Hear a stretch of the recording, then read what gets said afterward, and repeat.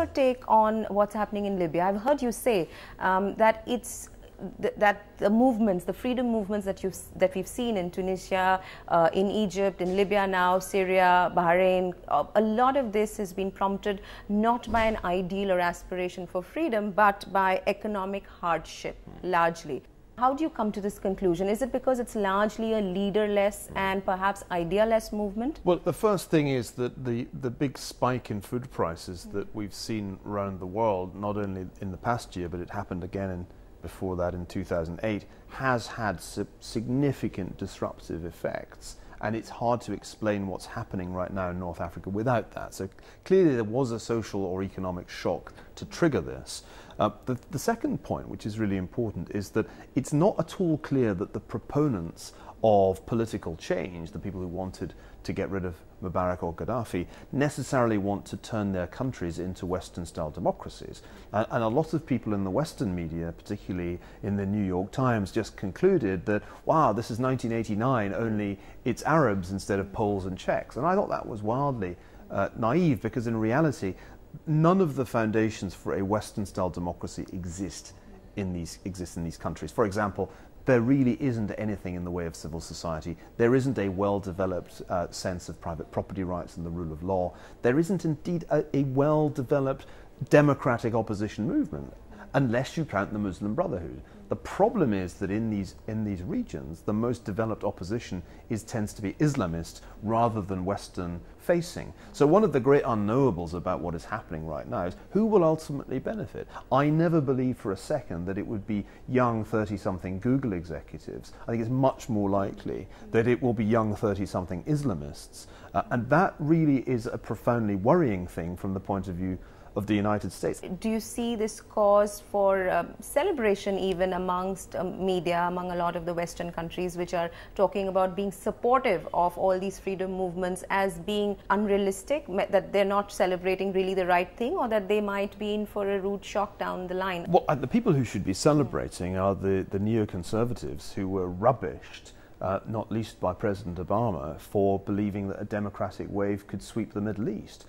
And the great irony is that precisely that has happened, and it's happened in such a way as to force President Obama to do exactly what George Bush did, which is to invade a country, well, use military force in a country to overthrow a dictator. So I think the only people who can really celebrate are the Neoconservatives, who essentially can laugh and say, "We told you so." So are you one of them? Because you because you supported the invasion in Iraq, and I think you think that President Obama should have moved faster on Libya, should have gone in there earlier, isn't it? And it also ties into this theory which you're very famous for, which is that the USA should be what Great Britain was when it was a colonial empire. Well, I was never a neoconservative, because I'm much more pessimistic about what tends to happen in these situations than they were. And I was pessimistic in 2003, 2004 about Iraq, and criticised the Bush administration, and particularly Donald Rumsfeld, consistently for not putting enough boots on the ground and enough resources into stabilizing Iraq. And I don't want to see a repeat of that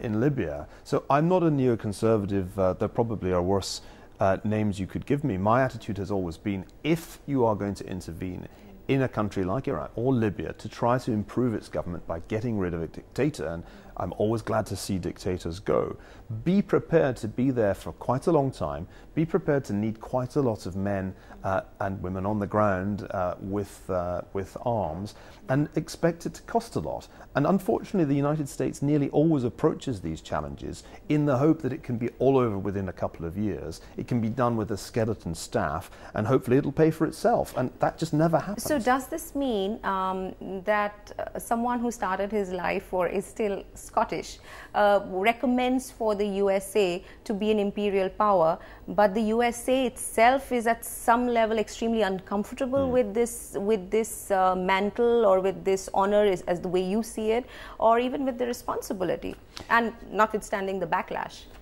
I think it was back in 2001 in a book called The Cash Nexus, which was written in the last years of President Clinton, that I said the United States needs to do more with its great economic power in order to make the world a better place. This was after Bosnia, this was after Rwanda. A lot has happened in the last 10 years. One of the most important things that I've worked on in that time has been the exposure of the limitations of American power. It turns out that the United States suffers from three chronic deficits: the manpower deficit, the financial deficit, and the attention deficit. And that was an argument I made in 2004 in a book called Colossus. And those deficits have only got bigger since 2004, to the extent that I think the financial deficit in particular really limits how much the United States can be an empire. So 10 years on, I think it's probably the end for that scenario. The days of American imperial power, I think, lie in the past. And it will be very hard indeed for any president, present or future, to turn that around. It's really hard to run an empire when you're financing yourself by borrowing from your principal strategic rival, the People's Republic of China. So I think that whole argument is sort of out of date now. I don't think the US has the option to be British Empire Mark II. If it ever did, it certainly doesn't now. While I'm not disowning what empires have done or the good things that they may have achieved, why is it that you feel so comfortable at the thought of a nation wanting to be and capable of being imperialist? Well, why should a country harbor the ambition or feel the need to manage other countries? The word imperialist, of course, is a very dated term of abuse that was introduced into the language by the likes of Lenin. And I'm not really talking about imperialism in Lenin's sense. The point I make is that throughout history, mostly there have been empires. For 4,000 years, it's the principal mode of large-scale political organization. And by the way, West Europeans certainly didn't invent this. When the European empires arose after 1500, as I've shown in Civilization, there already were huge Eastern empires, of which the Mughal, the Ottomans, the Ming were the best known. So the interesting thing about imperialism is it's in some ways a misrepresentation of history. Most of history is about empires, and most empires have not been Western. So we need first of all to get that clear. Now, what's interesting about the 21st century is that the whole notion of empire looks anachronistic. It's discredited. And so most people would say, well, you're just living in the past to imagine that such a thing can exist. And it's so supremacist, isn't it? The whole outlook. Except for one thing.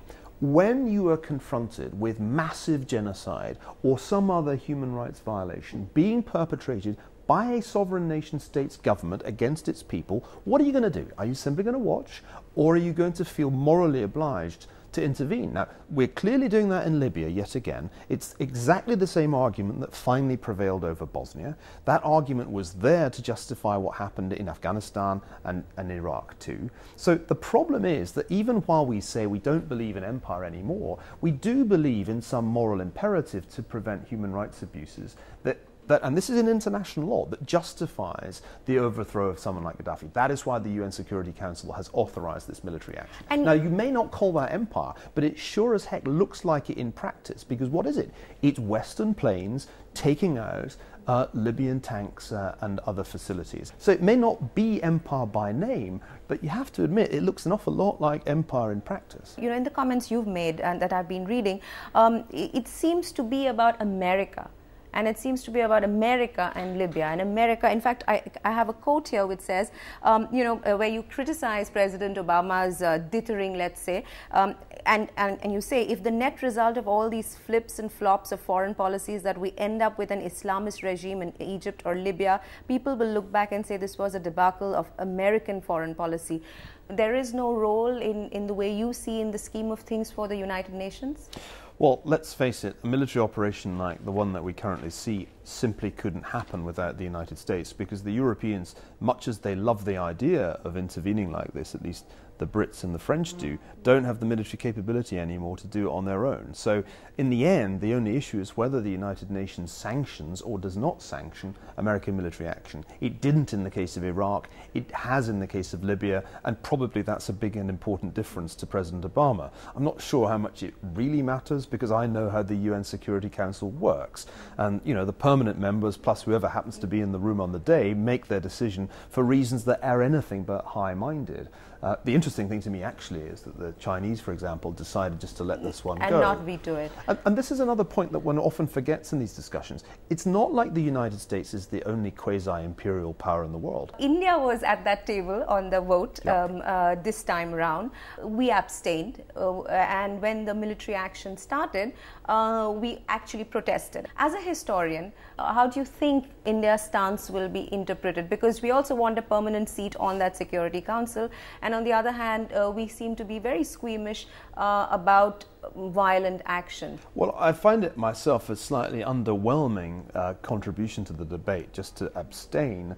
I mean, one has to make one's mind up in situations like this, and my view was when this crisis blew up that a huge historical opportunity was there for getting rid of Gaddafi, and it would have been a lot easier if everybody had seized the opportunity when it presented itself instead of waiting until he was at the gates of Benghazi virtually to introduce this military intervention. So at this point, India looks like a foreign policy irrelevance, a strategic non-player. And I think from an American point of view, this is a little galling, because there were people, not least former Ambassador Bob Blackwell, who hoped that one of the consequences of I guess, the 9/11 era would be a new alignment in which the United States and India would become a major axis of power in the world. Well, that just hasn't happened. And I think from an American point of view, that's disappointing, because there aren't many other options in the world. If you look at a world in which increasingly China will be calling the shots in Asia, if India decides to be a kind of wimp, which is, I guess, what this really amounts to, then what's the United States to do? I think the answer is the United States has to accept Chinese dominance in Asia, and so, of course, do Indians.